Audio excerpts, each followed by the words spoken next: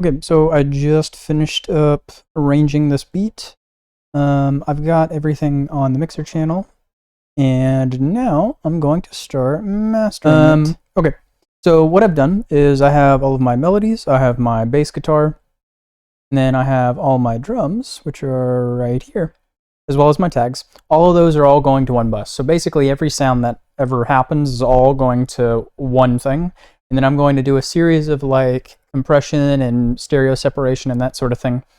And then I'll send everything to the master, and then I'll put a master chain on, and we'll do some of the same things that I'm doing in the start mastering. So the first thing I have is an EQ where I'm cutting the lows and the highs, and then I'm also boosting the lows a little bit. And then in my first Maximus preset, I have my bands kind of in extremes. So my low band is 50 hertz and below, and my high band is about 10K and above. And then I'm pushing my lows into mono, and then doing the opposite with my highs, putting them in separated. And I'm doing that in small amounts each time. So if we look at the other Maximus presets, I'm doing the same thing with the lows and the highs. The difference will be like how the bands are. So you'll notice that with this first one, my bands are pretty extreme. In the second one, I'm going to bring my bands in a little bit. And then the third one is going to be a little bit more so where I bring them in a little bit more, but we'll get there. All right, so on the first one, like I said, it's 50 hertz and below for the low band.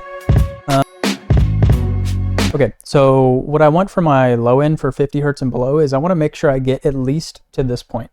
So I want to make sure my kick and 808, or in this case, bass guitar, are getting at least to negative 8.7 decibels. So I'm going to push this until I get there. And then now that I'm compressing a little bit, I'm going to push just a little bit further.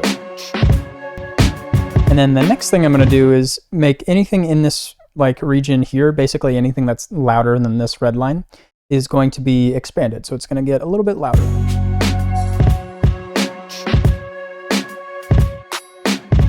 Okay, and I'm going to do the opposite with the stuff that's quieter than this. I'm going to make it a little bit quieter. Okay, let's go to our mids, and remember again, in this particular case, my mids are basically everything, so the compression I'm going to do here is going to be pretty minimal, ideally. Okay, so I push this up by a little bit more, 0.7 decibels, so I'm going to pull this post back by 0.7. And the reason why I didn't like level match the way I'm doing here on my low band is because in order to get the balance that I want my lows to get at least to this point. So I had to push the volume up to get the balance the way that I want it. So, but in most of the other cases, I'm going to level match like I did here. So let's look at the highs. I'm okay with compressing the highs a little bit more if it means that my hats are the most prominent thing.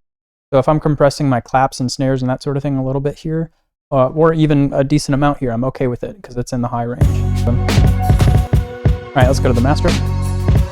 I'm already compressing a little bit on the master, so I don't need to push too much, but I am going to push a little bit, 0.5. And on the master, I'm also not going to level match because I'm not changing the balance, so I don't need to. All right, let's go to the next Maximus preset. And you'll notice on this one, instead of down by the 50, my low band has been brought up by, or up to the 175 hertz mark.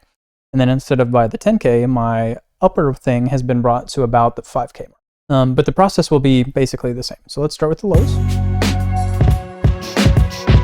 Okay, and since I have the balance where I want it, I only worry about not really level matching the lows on the first instance of Maximus because it's only 50 hertz and below. In this case, I am going to level match. So I push this up by 2 decibels. So I'm going to pull this back by 2. Okay, so I push this up by 1.7. Let's pull it back by 1.7. Okay, so I push this up by 3 decibels. Let's pull this back by 3.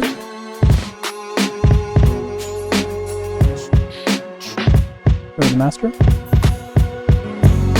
Okay, that's good enough. All right, now for the third instance of Maximus, I'm not just gonna bring the bands in more. I mean, I am, but I'm gonna do so with more of a purpose. So what I'm going to do is isolate the middle band and solo it. And then I'm gonna worry about this low band and pull it in until I basically don't really hear the kick or the 808 or the, you know, bass guitar or whatever anymore. So you can usually go pretty far with this.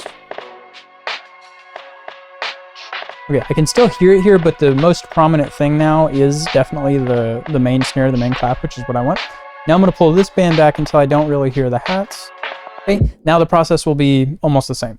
Okay, push this up. Now let's go to the mids. Now because of the way we set the bands, the most prominent thing here should be that main snare, that main clap. And it is. So let's compress that down just a little bit. Okay. Because we want them to kind of be a little bit more level across the top. So let's push into this a little bit. Okay. And then what I like to do for basically just this band is I'll put a note or a dot like below this. And then I'll use the expansion function to make the main clap or main snare and anything else that happens to be in this range just a little bit louder and poke out just a little bit more. Now I really mostly want to do it to the main clap or main snare, but I am going to grab a couple of other things like that and that. But that's okay. Go to the highs. Push this up by 4.3. Let's pull this back by 4.3. I think that's enough. Okay, so that's our first 3 instances of Maximus. I'm going to do that one more time on the master chain, but we'll get there. I've got 2 patcher presets. One is for stereo separation, so I'm taking the lows and putting them in mono a little bit, which I'm doing a little bit with Maximus as well. Doing the opposite with the highs, and then you can play with the middle ones to taste. Then I have a mid-side EQ, where I'm kind of cutting the sub-frequencies on the sides, which, I mean, there really shouldn't be too many of them to begin with if I mixed it the way that I wanted to. Okay. And then on the mid-side EQ for just the mids, so that was the side signal EQ. On just the signal going to the mids, I have a limiter and a little bit of saturation. So I'm doing a little bit of limiting, but I'm also saturating a little bit of the stuff that's a little bit louder. And then I've got an EQ where I'm cutting the low lows and the high highs. Okay, the next thing I have is a Fruity Wave Shaper, and this is a hard clipper. And I'm also kind of boosting a little bit of the quieter stuff a little bit, adding a little bit of distortion to it. Optional really, but it can kind of bring stuff out just a little bit more. Okay, and I'm also pushing 5% more than like the original volume into this hard clipper just to get a little bit more clipping off the top, just to push everything up in volume just a small amount more. And because I'm clipping there, on the limiter that's after this, I can actually push about 0.3 extra decibels of volume, which doesn't seem like a lot. So that is the pre-master chain finished, basically. Now I'm going to, this is being sent to the master, so let's go ahead and put on our master chain, which is basically the same kind of stuff, just less of it, as well as, you know, a couple extra things. But so the first thing is just a low cut on an EQ, and then I have 2 compressors and a limiter. The limiter is basically just to monitor things, but I have these 2 compressors here. This first compressor has a slower attack and a faster release, with about a 3-to-1 ratio, a threshold going down about 10 decibels, and I'm pushing a little bit of gain up into it. And this one, sometimes I have mixed all the way on, sometimes it's mixed like halfway on, sometimes it's, whatever. Both of these are optional really. But what they do is they just kind of help compress the total volume down just a little bit so that you can push the volume up a small amount. Yeah, I kind of mix both of them to taste. The second compressor is a bit ridiculous. It has a 0 attack and a slow release with a 3-to-1 ratio, but the threshold's being brought down by like 30 decibels, and then the gain is being pushed up by about 20. And what that does is it squashes the signal down. So if I turn this compressor off and turn this one all the way on, here's what it looks and sounds like.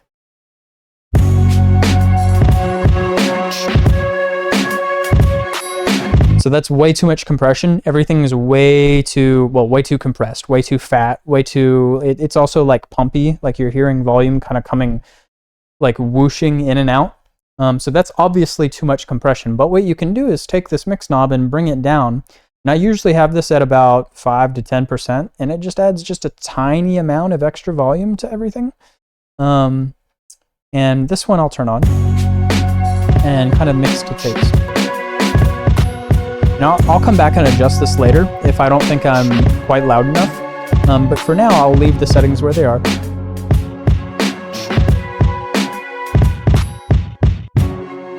Okay, so now we're going to go to another Maximus instance. Okay. And then the process will basically be the same. Oh, one thing I forgot to mention is on all the other instances of Maximus, I was doing varying levels of compression. On the first one, this thing was up by the 9. And then, you know, I did all my steps for compression. And then in the second instance, it was closer to the 6. And then in the third, it was closer to the 3. Now it's flat, which means instead of doing compression, I'm limiting. And I believe, correct me if I'm wrong in the comments, please. But I believe the difference between compression and limiting is just the ratio. So it's basically just how much the volume is getting clamped down on and like how much it's actually being reduced. But yeah, so really the only difference here is it's a limiter instead of compression. Okay, so I pushed this up by 0.4. So I'm going to pull this back by 0.4. Go to the mids.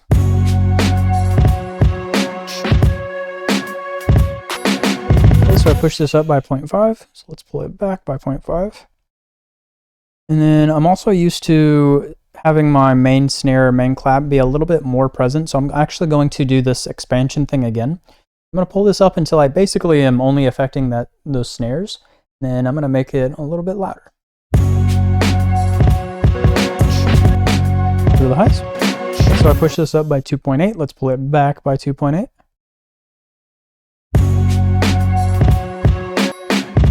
Push a little bit of volume into this limiter. We don't want to push too much, but we can put a little bit of extra volume into it. Okay, the next thing in the chain is another patcher preset for stereo separation. And then we have a limiter, a soft clipper, and a Ulean loudness meter. So I'm going to use the limiter and soft clipper to kind of figure out how much more volume I think I can push into this. And then I will use the Ulean loudness meter to tell me about how loud my track is and if I'm going above 0 decibels at any point, and if I am, I'll reduce the volume. So I think I can probably push down into this about that far before I really start to destroy those kicks and snares. That might be too far. May not be. I'll use this as a starting point and see how I like it. So 1.6 decibels back. Okay, now I'm going to put this limiter after the soft clipper. So the sound is going to go through the soft clipper, it's going to get soft clipped, and then it'll go through the limiter. So let's, what did I say, 1.6? So I'm coming to the master before the soft clipper, and I'm just going to push 1.6 decibels. So that's an extra 1.6 decibels. It, you know, the patcher preset is whatever. It doesn't change the volume. And then it gets soft clipped, and then it's going to go into this limiter.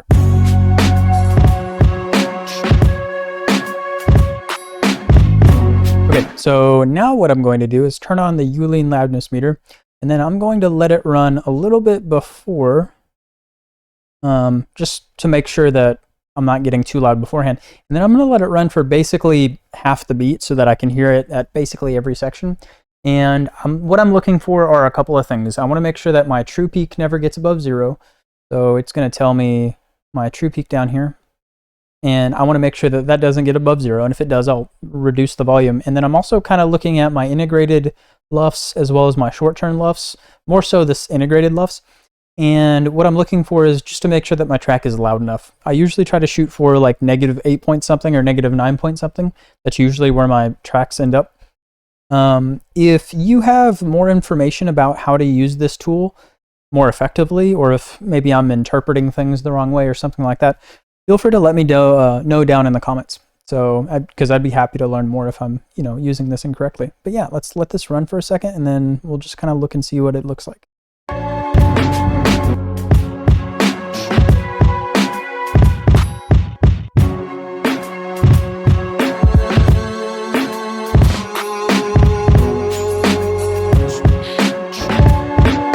Okay, so hopefully you got to kind of see what the numbers looked like. My true peak never got above 0, so I don't need to reduce the volume. The track is actually quite a bit louder than I thought it was going to be, and I think the reason for that is because I pushed so much 1.6 is quite a bit of volume to push into that soft clipper. So I think I'm actually going to back that off a little bit. So I'm going to go back to 1.3 decibels, and then let's let this run again. And I also got like right up to 0, so I'm actually going to reduce I said I didn't have to reduce the volume, but I'm going to anyway. So I'm just reducing by 0.1 decibels, just because I want to just make sure that I'm not going above 0. So again, let's just listen again. So -8 is good here. And I'm also kind of just glancing at this just to see how loud I get at any given moment. But I'm mostly looking for this. And this number is never getting above 0. Okay, so that's going to be about it for the video. I'm turning this off because I'm only using it to look at things and see how loud I'm getting and see my numbers. But yeah, that's going to be about it for the video. I'm going to let the beat ride for a second, and then we'll call the video. So if you learned anything, feel free to let me know in the comments, or if you have any questions, feel free to let me know in the comments. Alternatively, if I'm doing something that you see I can improve on, and you know what you're doing, feel free to let me know in the comments. Basically, just comment something down below is what I'm trying to say. Anyway, I'll see y'all in the next video.